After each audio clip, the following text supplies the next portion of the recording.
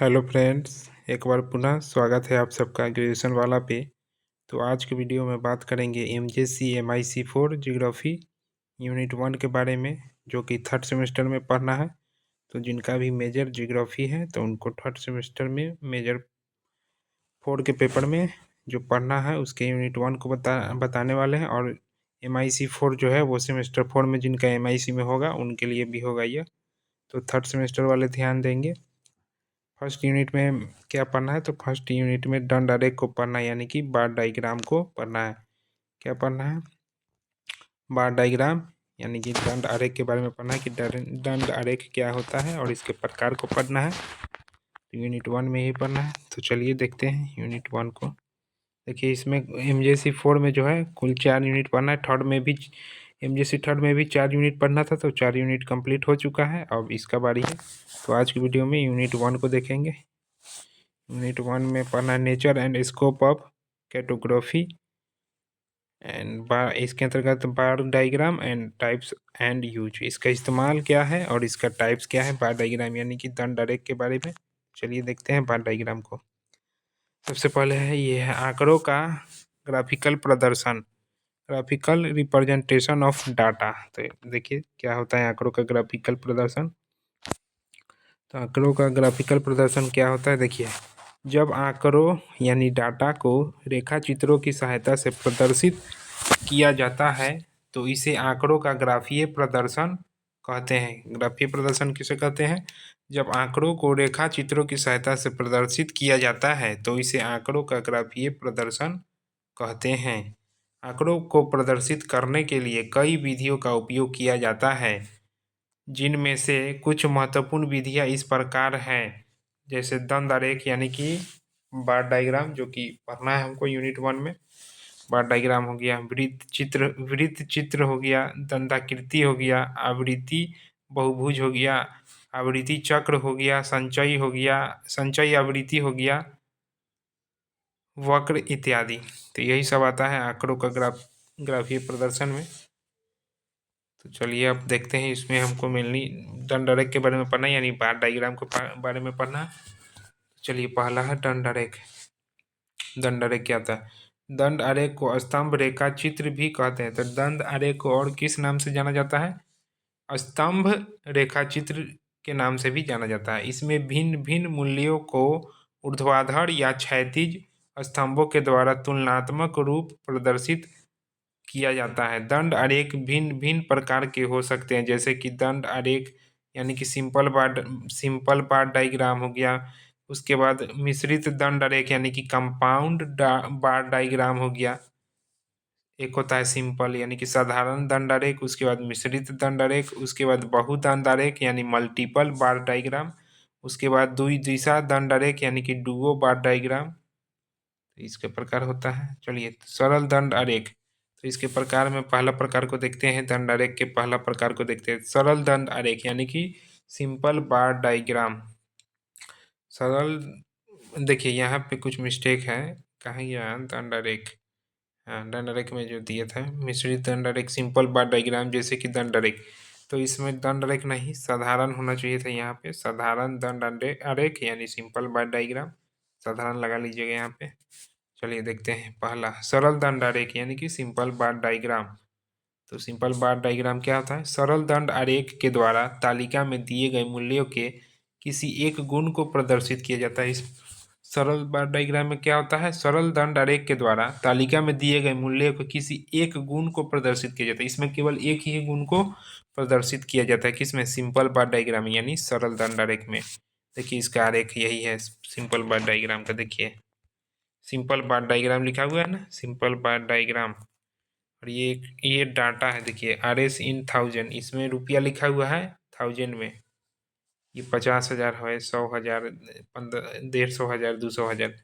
और ये दिया हुआ है 2012 का सैंपल दिया, 2012, 13, 14, 15 का। ये इसमें सिर्फ एक ही चीज को बताया गया है। तो यही होता है सिंपल बार डायग्राम। चलिए दूसरा है मिश्रित दंड आरेख। मिश्रित दंड आरेख देखिए यानी कि कंपाउंड बार डायग्राम। मिश्रित यानी में इसमें मिला हुआ होगा बहुत सारा, 2-3। मिश्रित दंड आरेख के द्वारा आंकड़ों को आंकड़ों के कुल योग तथा उनके विभिन्न भागों को प्रदर्शित किया जाता है। इसमें एक ही स्तंभ को कई उप विभागों में बांटकर आंकड़ों को प्रदर्शित किया जाता है। सिंपल बार डायग्राम में क्या था, सिंपल में एगो खंबा हो गया, दूगो हो गया, ऐसे ही है, इधर इधर इधर आय हो गया, कुछ भी हो गया, डाटा एक इधर हो गया, जैसे कि इधर था आय हो गया 1000 में, इधर हो गया क्या, ईयर हो गया, तो इसमें एक ही था ना। अब इसमें जो मिश्रित वाला में ना, इसके एक साथ कई डाटा होता है। देखिए एक ही में कितना डाटा है, एक में 3 प्रकार का डाटा है। देखिए एक ये है, एक ये है, एक ये है। और सिंपल में एक ही होता है, सीधा एगो बस। ये एक में 3 गो है। देखिए 1 2 3, इसमें 3 है कि नहीं। वीकली है, वीक 2 सप्ताह 1, सप्ताह 2, सप्ताह 3।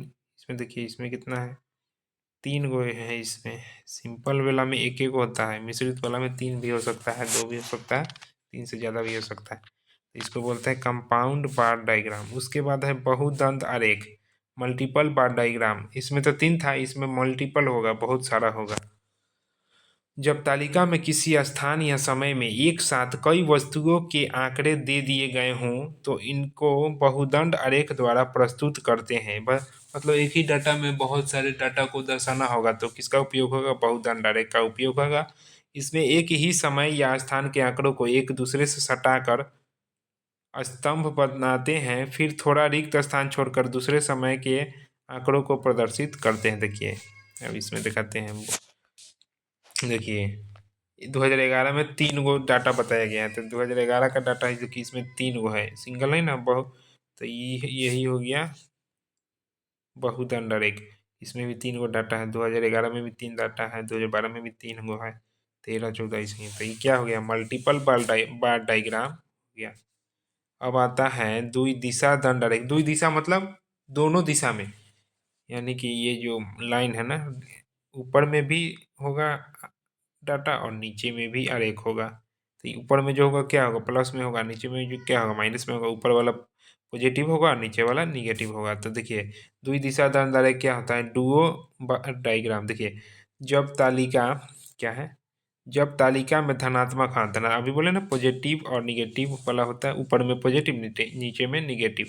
जब तालिका में धनात्मक एवं ऋणात्मक दोनों प्रकार के आंकड़े हो तो उन्हें द्विदिशा दंड आरेख के द्वारा प्रदर्शित किया जाता है।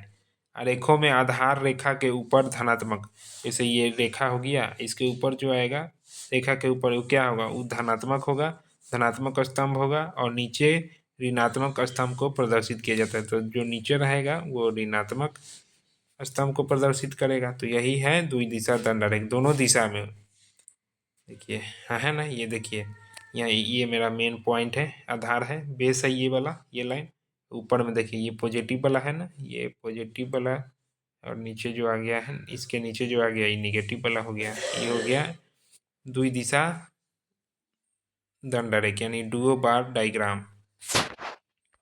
बार डायग्राम का उपयोग, डेटा बार डायग्राम का उपयोग कहाँ होता है, तो बार डायग्राम का उपयोग डेटा को एकत्रित करने, तुलना करने और प्रस्तुत करने के लिए किया जाता है। यह डेटा के विभिन्न श्रेणियों के बीच के अंतर को स्पष्ट रूप से दिखाता है।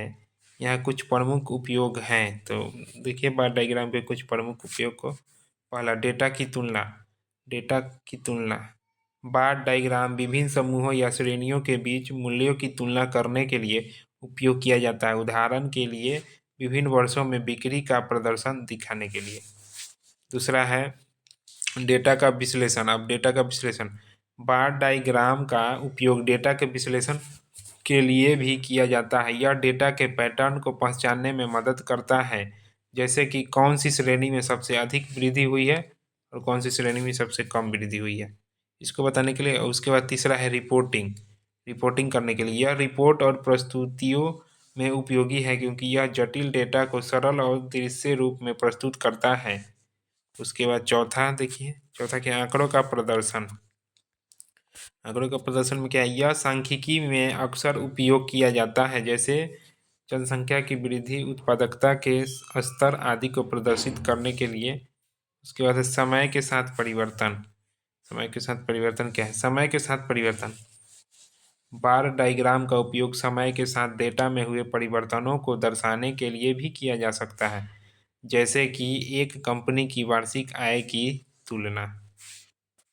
तो यही है पार्ट डायग्राम का इस्तेमाल कहाँ कहाँ होता है, पार्ट डायग्राम क्या होता है, इसके कितने प्रकार होते हैं, तो समझ गए होंगे। एक सरल पार्ट डायग्राम, एक सरल दंडारेख हो गया यानी सिंपल पार्ट डायग्राम हो गया, एक कंपाउंड यानी कि मिश्रित दंडारेख हो गया, और एक हो गया मल्टीपल दंडारेख, और एक और था क्या, द्विदिशा दंडारेख। तो यही तो चार प्रकार का होता है दंडारेख, बार डायग्राम, और इसका उपयोग कहाँ कहाँ होता है ये भी जान गए। तो बस यूनिट 1 में यही पढ़ना था एमजीएससी 4 जियोग्राफी में। अब इसके अगले वीडियो में यूनिट 2 पे चर्चा करेंगे कि यूनिट 2 में क्या पढ़ना है, और उसको विस्तार से देखेंगे। तब तक के लिए धन्यवाद।